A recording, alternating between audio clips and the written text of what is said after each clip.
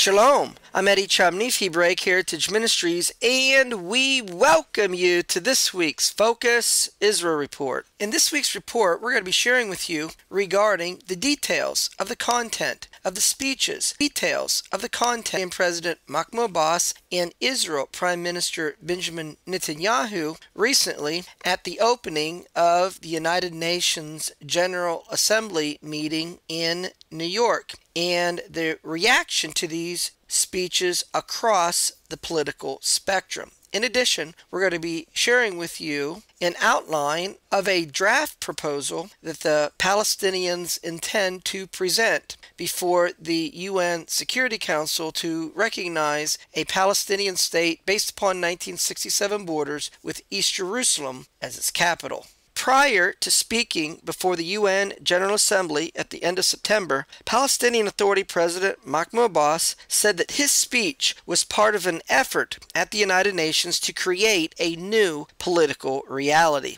Since the collapse of U.S.-led peace talks with Israel in April, the Palestinian Authority has been pursuing a new diplomatic path to establish a Palestinian state through the United Nations and by joining international organizations, which, however, is a violation of previous agreements made with Israel, in particular the 1993 Oslo Accords. Abbas met with U.S. Secretary of State John Kerry to lay out details of his initiative. If he rejects it, the Palestinian leadership has other options. We will go to international agencies and the Security Council, Palestinian Authority spokesman Abu Radina warned. Abbas said that Israeli settlements must stop. Israel must be forced to accept international legitimacy and law, he said. If it does not, there will be another political reality to deal with. The next few weeks will see developments that will affect the peace process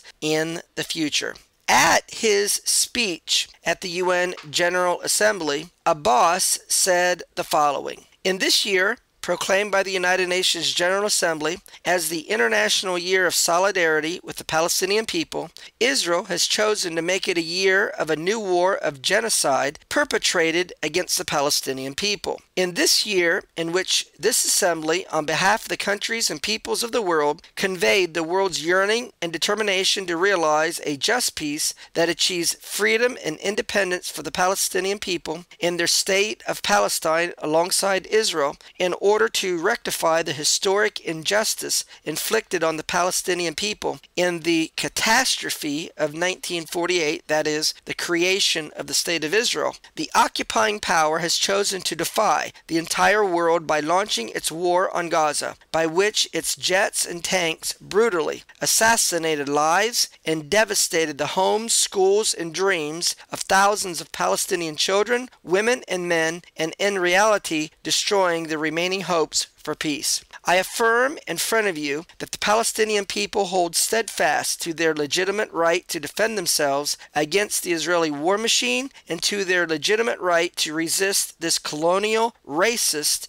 Israeli occupation. And now, where do we go from here? It is impossible, and I repeat, it is impossible to return to the cycle of negotiations that failed to deal with the substance of the matter and the fundamental question. There is neither credibility nor seriousness in negotiations in which Israel predetermines the results via its settlement activities and the occupation's brutality. There is no meaning or value in negotiations for which the agreed objective is not ending the Israeli occupation and achieving the independence of the State of Palestine with East Jerusalem as its capital on the entire Palestinian territory occupied in the 1967 war. And there is no value in negotiations which are not linked to a firm timetable for the implementation of this goal. During the past 2 weeks, Palestine and the Arab group undertook intensive contacts with the various regional groups in the United Nations to prepare for the introduction of a draft resolution to be adopted by the United Nations Security Council on the Israeli-Palestinian conflict and to push forward the efforts to achieve peace. This endeavor reaffirms our commitment to achieve a just peace through a negotiated solution in our adoption of a diplomatic and political effort through through United Nations bodies. This endeavor is inspired by and based fully on the spirit and provisions of the many resolutions you have approved in the General Assembly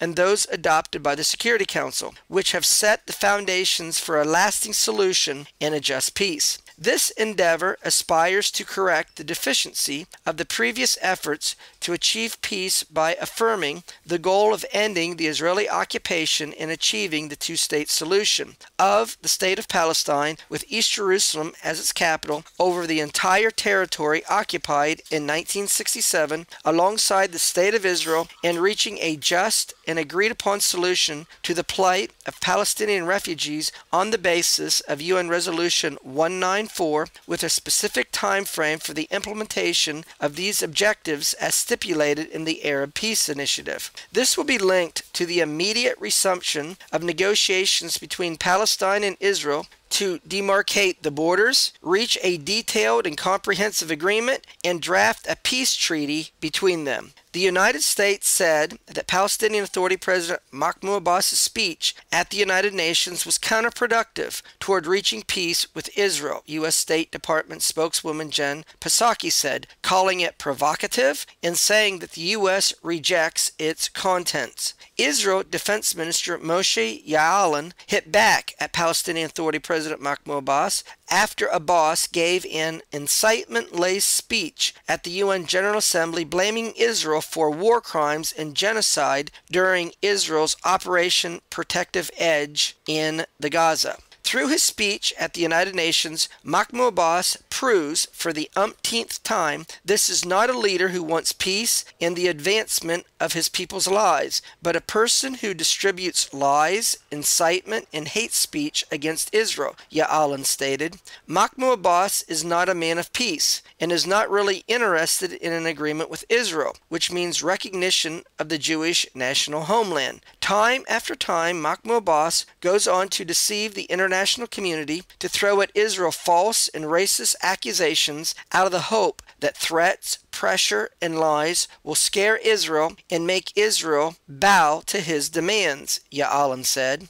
Ya'alon implied that Abbas's speech was particularly grave and may have jettisoned future plans to renew peace talks. He has no partner for a political agreement, which is essential to end the conflict, and we will therefore not compromise the security of Israeli citizens, Ya'alon said, referencing plans to make a Palestinian state in the West Bank. In every situation, we are responsible for our own destiny and our own security, and we will be in the future. Ya'alon concluded by blasting Abbas for not really coming to terms with Israel's existence and added that his claims are detached from reality. Israel Foreign Minister Avigdor Lieberman said that Palestinian Authority President Mahmoud Abbas's remarks before the UN General Assembly clearly illustrates that he doesn't want to be and cannot be a partner to a diplomatic settlement, Lieberman said.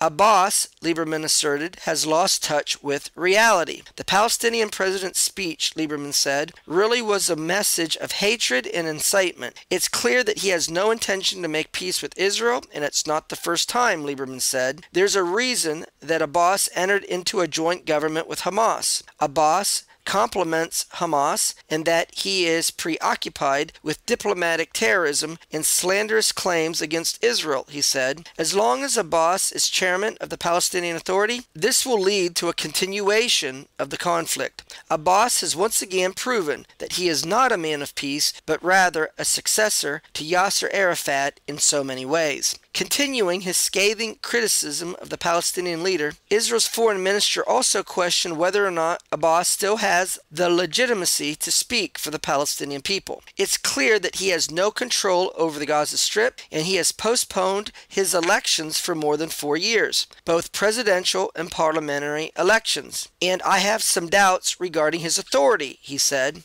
Addressing what he termed as the reasonable solution between us and the Palestinians, the foreign minister said, "We have been trying for many years to achieve a strategic breakthrough in our relations with the Palestinians, but it doesn't depend only on Israel. Addressing what he termed as the reasonable solution between us and the Palestinians, the foreign minister said, "We have been trying for many years to achieve a strategic breakthrough in our relations with the Palestinians. But it doesn't depend only on Israel. We need a reliable partner from the other side, and I'm sorry to say that we don't have a reliable partner from the Palestinian side, and that's a problem." Lieberman asserted Israel has proven its desire and willingness to achieve real peace, not as lip service, but in real actions, when it signed peace agreements with Egypt and Jordan, giving up territories 3 times the size of Israel in these agreements. "We withdrew from the Gaza Strip to the very last inch, according to the 67 line. We evacuated 21 flourishing settlements, and we transferred more than 10,000 Jews from the Gaza Strip. The result is that we suffered more than 18,000 missiles and shells on Israel since this disengagement of withdrawing from the Gaza," he said. Mohammed Ishtaya and Ada Abbas responded to Lieberman's comments, saying, "Lieberman is trying to cover the war crimes his government committed in Gaza, but we have prepared the indictment list to take Israel to the International Criminal Court. We are going to build an international coalition against the Israeli occupation and its crimes, particularly building settlements on our land." In response to Abbas's threat to unilaterally seek a UN Security Council approval for statehood, Likud Knesset member Danny Danon urged the government to annex the Jewish settlements of the West Bank. "A unilateral step should be met with a unilateral step," Danon said. "Every unilateral declaration by Abbas needs to be answered by the application of sovereignty over the Jewish communities in the West Bank." In his speech at the UN General Assembly, Israel Prime Minister Benjamin Netanyahu drew a link between the threat Israel faces from Hamas in the Gaza Strip to the threat the international community at large faces from the Islamic State. Hamas, like the Islamic State, wants a caliphate, he said. Hamas's immediate goal is to destroy Israel, but has a wider goal which is the same as ISIS, Netanyahu said. ISIS and Hamas are branches of the same poisonous tree. When it comes to their ultimate goals, Hamas is ISIS and ISIS is Hamas. Hamas, Islamic State, Hezbollah, and other militant Islam organizations all share a fanatic ideology. They seek to create ever-expanding enclaves of militant Islam, where there is no freedom or tolerance, Netanyahu warned. The Nazis believed in a master race. The militant Islamists believe in a master faith. Palestinian chief negotiator Saeb Erekat said that Netanyahu's speech at the United Nations finally closed the door on progress toward a two-state solution within the 1967 borders and rejected any serious political solution in the peace talks. Palestinian President Mahmoud Abbas said that his government and the Arab group have prepared a draft UN Security Council resolution which would push forward the efforts to achieve peace and correct the deficiency of the previous efforts to achieve peace by affirming the goal of ending the Israeli occupation and achieving the two-state solution. The Palestinians have submitted this draft resolution asking the UN Security Council to set a deadline of November 2016 for an Israeli withdrawal from the West Bank and East Jerusalem. It also calls for a just resolution of the status of Jerusalem as the capital of two states and of the Palestinian refugee problem. The draft also demands an end to all Israeli military operations and settlement activities, the opening of all border crossings in the Gaza Strip, and deployment of an international presence throughout the Palestinian territories to protect Palestinian civilians. Well, that's going to conclude this week's report. Until we do it again, Shalom in Yeshua the Messiah. Amen.